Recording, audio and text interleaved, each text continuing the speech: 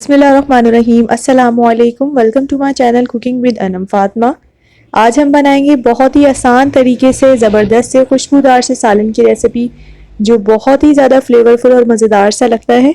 सर्दियों के मौसम में तो ये बहुत ही ज़्यादा डिलीशियस भी लगता है, तो आप इसको ज़रूर ट्राई कीजिएगा। तो चलिए रेसिपी को स्टार्ट करते हैं। सबसे पहले मैं इसमें मटन ऐड कर दूंगी। तकरीबन 1.5 पाव के करीब मैं इसमें मटन ऐड कर रही हूँ, और साथ ही मैंने इसमें पानी ऐड कर दिया है 2 से 2.5 गिलास के करीब। मटन अच्छे से हमने वॉश कर लिया था। अब लहसुन ऐड कर रहे हैं, तकरीबन हाफ कप के करीब। थोड़े छोटे जवे थे, आप अपने टेस्ट के अकॉर्डिंग एडजस्ट कर सकती हैं। एक बड़े साइज का प्याज ऐड कर दिया है। लाल मिर्च, हल्दी 1-1 टीस्पून, और नमक अपने टेस्ट के अकॉर्डिंग आप इसमें एडजस्ट कर लीजिएगा। बस थोड़ा सा बॉयल आने तक के लिए हम थोड़ा सा इसको कुक करेंगे।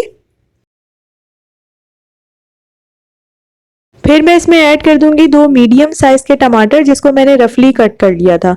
अब मैं इसको अच्छे से कुक करूंगी तकरीबन 1 से 2 मिनट तक के लिए, और फिर उसके बाद मैं इसको कवर करके रख दूंगी तकरीबन 1 से 2 घंटे के लिए, या तो उस वक्त तक जब तक आपका अच्छे से गोश्त जो है वो गल नहीं जाता। और यहाँ देखिए अच्छे से हमारा गोश्त जो है वो गल गया है। अब मैं इसको अच्छे से इसकी भुनाई करूंगी। पहले इसका जितना भी एक्स्ट्रा पानी है वो सारे का सारा पानी जो है हमने खुश्क करना है। फिर उसके बाद हम इसमें जो है वो थोड़ा सा तेल डाल के इसको और मजीद भूनेंगे, ताकि इसका टेस्ट जो है वो बहुत अच्छा आए। अब 1 से 2 मिनट तक मैंने इसको अच्छे से जो है वो देखिए भून लिया है, और जितना भी इसमें पानी था वो अच्छे से ड्राई हो गया है।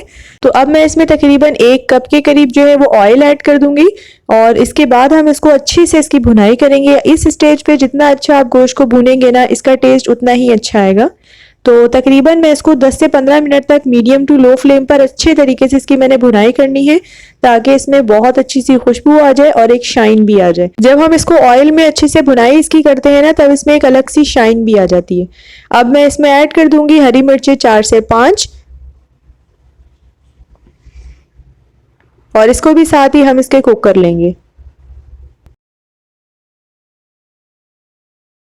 बुनाई करते वक्त थोड़ा सा ख्याल रखिएगा कि जो आंच है वो मीडियम टू लो होनी चाहिए, और थोड़ा थोड़ा पानी आप ऐड करती जाइएगा, ताकि जो मसाला है हमारा ज़्यादा जले नहीं।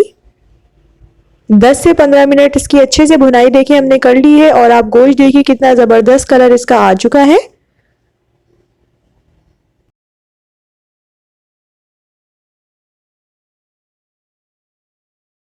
अब मैं इसमें थोड़ा सा पानी ऐड कर दूंगी। तकरीबन 2 से 2.5 गिलास के करीब पानी ऐड किया है, और 10 से 15 मिनट अच्छे से हमने इसको कुक कर लेना है। और फिर इसके बाद इसमें ऐड करेंगे कसूरी मेथी, गरम मसाला 1-1 टीस्पून के करीब, और थोड़ा सा हम इसमें हरा धनिया ऐड करेंगे ताकि इसमें अच्छा सा लुक आए। और थोड़ा सा हम इसमें ऐड करेंगे अदरक कट लंबाई में कट करके, ताकि वो बहुत ही ज़बरदस्त इसका टेस्ट दे। इसके अलावा जितना आपने शोरबा रखना है उतना ही आप इसमें पानी ऐड कर सकती हैं। बहुत ज़बरदस्त सी खुशबू आ रही थी। आप इसको ज़रूर ट्राई करें, नान के साथ, रोटी के साथ, चपाती के साथ, रुमाली रोटी के साथ।